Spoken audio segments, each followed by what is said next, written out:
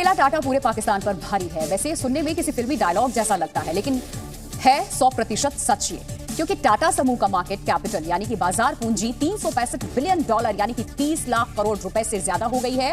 और पड़ोसी देश पाकिस्तान की जीडीपी $341 बिलियन यानी कि करीब 27 लाख करोड़ रुपए की है।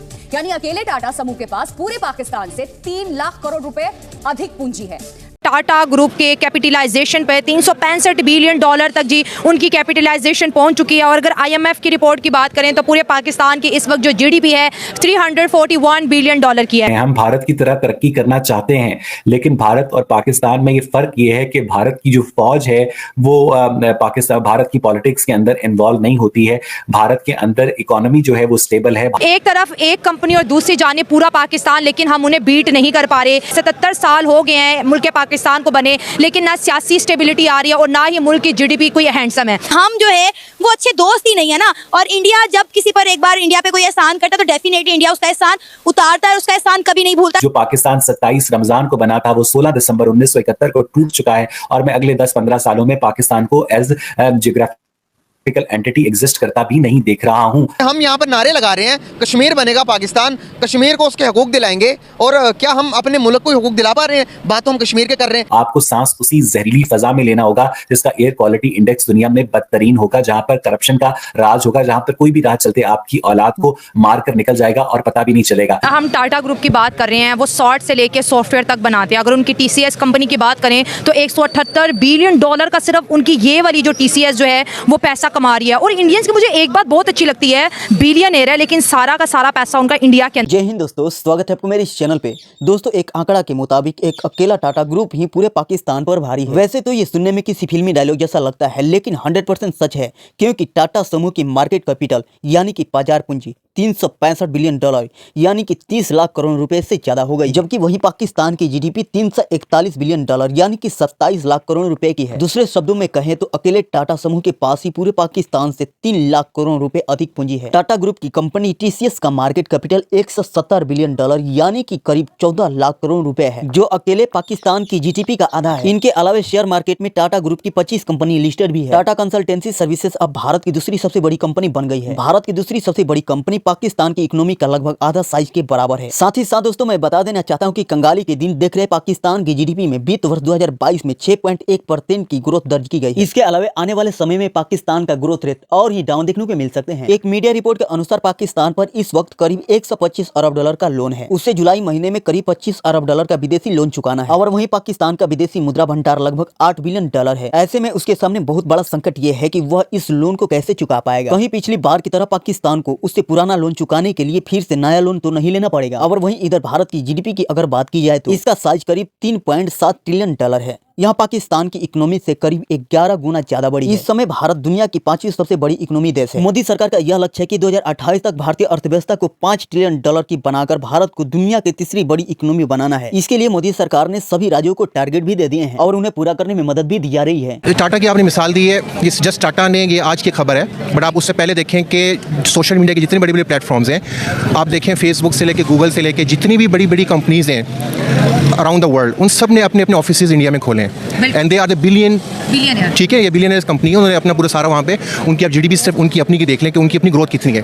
हमारे पास क्या है, वी डोंट इवन हैव कि हम पेपल के ऊपर अभी तक हमारे जो आईटी मिनिस्टर साहब हैं उमर सैफ आई थिंक, तो वो अभी तक पेपल के मामले पे जो है वो बड़े कन्फ्यूजन के शिकार हैं। उन्होंने अभी तक उस पर कोई क्लियरिटी नहीं दी कि अब क्या होने वाला है, कब उस पर हम पेपल को कब तक यहाँ पे ला रहे हैं। सर, अमेज़न बैन हो गया, अच्छा भलाया हुआ। जी बिल्कुल, देखिए अमेज़न तो it's so far, it's a far related thing है कि अमेज़न से पहले हमारे पास हम अपनी जो, आप ट्विटर को देख लें, आज हमारा पॉलिटिकल इतना क्राइसिस है कि ट्विटर भी ब्लॉक है इस टाइम तक। ठीक है, सो जब तक हम अपने पॉलिटिकल क्राइसिस से ओवरकम नहीं करेंगे, हम अपनी देखें, हम कंज्यूमर, आपका कंज्यूमर इंडेक्स है, आपकी बहुत फैक्टर्स इन्वॉल्व होते हैं इसके अंदर। So you have to cover the basics, उस पर आपको ओवरकम करना पड़ेगा। अपनी जो आपकी देखें एक परसेप्शन होती है ओवरऑल, हमारी परसेप्शन ओवरऑल बहुत डाउन है थ्रू आउट द वर्ल्ड। कोई कंट्री हम पे जो है वो एतबार नहीं करता जब तक आप अपना कॉन्फिडेंस बिल्ड नहीं करेंगे। सर, दुनिया, एक मैं आपकी बात काटी, दुनिया हम पे कैसे एतबार करे? हमारा जो भी वजीर आजम आता है पूरी दुनिया को चिल्ला चिल्ला कर बोलता है कि हमने इतने करोड़ों रुपए की चोरी की, हम चोर। तो जो चीज़ हम दुनिया को बता रहे हैं तो वो चीज़ तो फिक्स हो गई है। अब कौन चोर मुल्क में आएगा? अब कौन चोर डाकू पे यकीन करेगा? देखें, बिल्कुल आप बात ठीक कर रही हैं। इसके लिए हमें ग्रेजुअली अपने आप को कॉन्फिडेंस रिबिल्ड करना है। कॉन्फिडेंस रिबिल्ड जो होता है, that's a process, it doesn't come overnight. वही मैं बात कर रहा हूँ कि आपको ग्रेजुअली इसको रिबिल्ड करना है, इट टेक टाइम। उसके लिए हमें लीडरशिप चाहिए। सो किसी भी कंट्री का लीडर होता है जो कि अपनी कंट्री का एक आपको एक स्टैंड अप, एक मोमेंटम देते हैं, और कंट्री थोरोली फिर उसके ऊपर आती है, और फिर आपको जो है, आप देखें आपके सामने एग्जांपल्स है, बांग्लादेश इज नॉट सो फार, हमारे से ये लगा हुआ है। Look at there GDP today, कि वो कहाँ खड़े हैं, उनकी आप जीडीपी ग्रोथ देख लें, उनकी करेंसी देख लें, हमसे वो कितने आगे निकल गए। इसी तरह आप अफगानिस्तान को ले लें, देयर आई मीन अभी तक क्राइसिस है वहाँ पे, ओवरकम नहीं है, but look at there difference between us. तो हम सब कॉन्टिनेंट में सबसे पीछे रह गए। हम भारत की तरह तरक्की करना चाहते हैं, लेकिन भारत और पाकिस्तान में ये फर्क ये है कि भारत की जो फौज है वो पाकिस्तान भारत की पॉलिटिक्स के अंदर इन्वॉल्व नहीं होती है।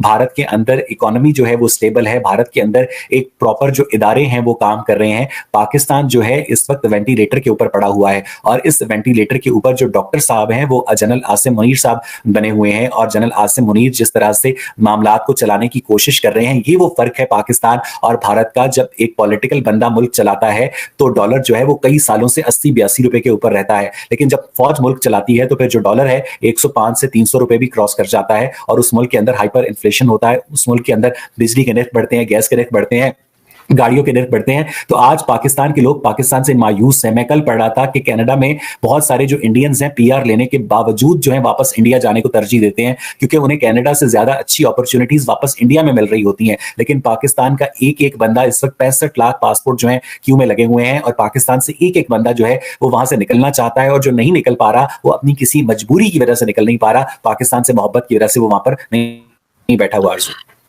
बिल्कुल ऐसा ही है, लेकिन हमने ये भी देखा कि पाकिस्तान हमेशा से वेंटिलेटर पे नहीं था, लेकिन ये जरूर है कि भारत दुश्मनी हमारे अंदर जरूर डाली गई और कहा गया कि जी भारत हमारा दुश्मन है, जबकि भारत हमारी तरफ देख भी नहीं रहा।